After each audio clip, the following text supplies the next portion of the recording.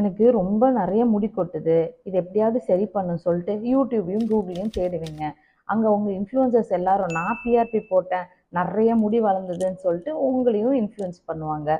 உடனே நீங்களும் பக்கத்துல போயிட்டு எங்கேயாவது போய் ஒரு பிஆர்பி போட்டுருவீங்க. ஸோ பிஆர்பி போட்டா முடி நெறைய வளரும்னு நெனச்சிட்டு இருக்கீங்களா? அதோட காரணம் ஏன் வருதுன்னே தெரியாம பிஆர்பி போடுறதுனால எந்த யூஸும் கிடையாது. எனக்கு உங்க ஹேர் ஃபால் வந்து ஜெனட்டிக்கா இருக்கலாம். ஆண்ட்ரோஜெனிக் அலோபேஷியா அதான் பரம்பரையில வரக்கூடியதா இருக்கலாம்.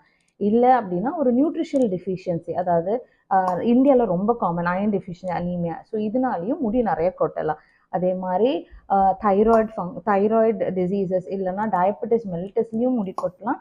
இல்லை அக்யூட் இல்னஸ், நம்மளுக்கு சடனாக ஒரு ஃபீவரோ, டெங்கு மலேரியா அந்த மாதிரி ஃபீவர் இருந்தாலும், இல்லை கிராஷ் டயட்டிங் இருந்தாலும் முடி கொட்டலாம். இந்த எந்த காரணமுமே தெரியாம ஓவர் நைட்ல ஒபாமாலாம் ஆக முடியாதுங்க. ஸோ பிஆர்பி உடனே ட்ரீட்மெண்ட்டே பண்ணாம பிஆர்பி போடுறதுனால எந்த